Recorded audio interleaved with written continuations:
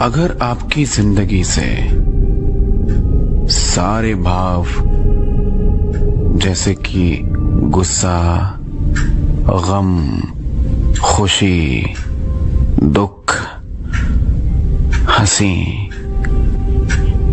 ये सब खत्म हो जाए तो,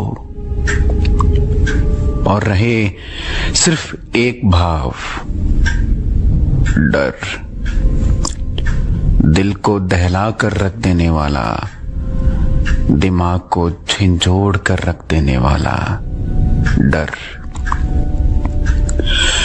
जिस वक्त सभी दिन भर के थके मांदे लोग अपने घर में नींद के सहारे अपनी थकान को उतारने की कोशिश कर रहे होते हैं, जिस वक्त सड़कों पर ट्रैफिक तो दूर की बात, गाड़ी के पेट्रोल का धुआं भी दिखाई नहीं दे रहा होता, जिस वक्त गाड़ियों की आवाज, इंसानों के बातचीत करने की आवाज दूर दूर तक सुनाई नहीं दे रही होती, उस वक्त रात के अंधेरे में एक लड़की एक बिल्डिंग में एक दीवार से टेक लगाए खड़ी हुई थी। लड़की का नाम शीनम था। उस बिल्डिंग में चारों तरफ खौफ का माहौल बना हुआ था। ना खिड़कियां, ना ही दरवाजे थे उस बिल्डिंग में, थी तो सिर्फ दीवारें ही दीवारें। लड़की के मन में सिर्फ एक ही सोच थी कि वो यहां पहुंची कैसे, और वो सबसे बड़ा सवाल ये सोच रही थी कि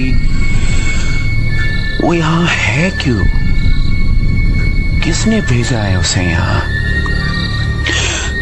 उसे कुछ याद क्यों नहीं आ रहा है। शीनम दीवार से सिर्फ टेक लगाए खड़ी हुई थी और मन ही मन उसे इतना ज्यादा डर लग रहा था कि कोई दूसरा इंसान होता तो शायद वहीं पे हार्ट अटैक से मर जाता, लेकिन शीनम वहीं खड़ी खड़ी उस बिल्डिंग का जायजा ले रही थी। चारों तरफ खौफ के अलावा और कुछ भी महसूस नहीं हो रहा था शीनम को। बिल्डिंग मीलों लंबी थी और करीब 100 कदम चलने के बाद 100-150 के आसपास गलियारे, जो न जाने कौन से काले रास्तों पर जाते थे, और उन्हीं के पास बनी हुई थी कुछ सीढ़ियां जो जाने कौन सी दुनिया में जाके खुलती थी। खौफ, चारों तरफ खौफ इस बिल्डिंग की दीवारों पर दस्तक दे रहा था। अभी शीनम बिल्डिंग का और जायजा लेने के लिए उस दीवार से 2 कदम आगे निकली ही थी कि तभी अचानक उन गलियारों में से एक गलियारे से एक गंदी सी, भद्दी सी परछाई चलती हुई दिखाई दी। वो परछाई शीनम की तरफ धीरे धीरे कदम बढ़ा रही थी। उस परछाई को देखकर शीनम के मन में बुरी तरह डर बैठ गया था। उसे समझ नहीं आ रहा था कि वो करे तो करे क्या। वो यहाँ से बाहर जाए तो जाए कैसे। उसकी शक्ल इतनी डरावनी थी कि कोई भी हार्ट अटैक से वही मर जाए,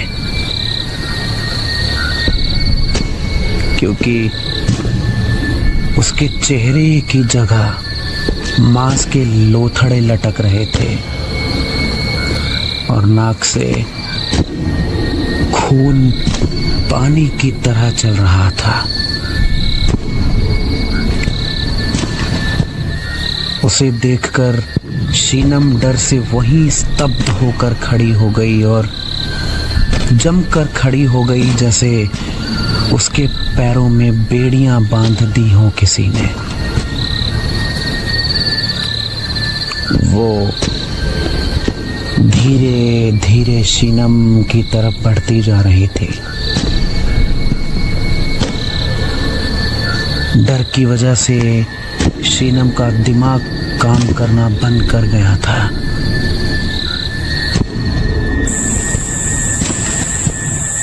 अचानक शीनम ने देखा कि वो परछाई उसके बिल्कुल सामने आके खड़े हो गए। उसे देखकर शीनम जोर से चिल्लाती है और वो चिल्लाकर तेजी से भागी, लेकिन भागते भागते उसे महसूस हुआ जैसे उसकी आंख खुल रही है। वो हड़बड़ाकर अपने बिस्तर पर उठ बैठी। सपना, फिर से वही डरावना सपना। यह सपना शीनम को कम से कम 10-15 दिन से रोज आ रहा था। जाने क्या कनेक्शन है उस बिल्डिंग से शीनम का, ये शीनम को आज तक समझ नहीं आया। उसने चारों तरफ नजर घुमाकर देखा तो वो अपने कमरे के नरम बिस्तर, महफूज कमरे और अपने महफूज घर में बैठी हुई थी। उसकी चीख कर तब तक उसके माँ बाप भी उसके कमरे में आ गए थे। उसकी माँ भागते हुए आई और उसे गले लगाते हुए बोली, क्या हुआ बेटा, तू ठीक है? शिमरन ने फिर से घबराकर कहा, माँ वही सपना फिर से वो गंदी सी परछाई और वो बिल्डिंग। माँ मुझे समझ में नहीं आ रहा, मैं क्या करूं? उसके पापा ने कहा, कोई बात नहीं बेटा, मैं कल ही शिखर से बात करता हूं इस बारे में। शिखर पैरानॉर्मल एक्सपर्ट है। शिखर से याद आया, शीनम मोबाइल चलाते चलाते और शिखर से चैट करते करते वहीं सो गई थी।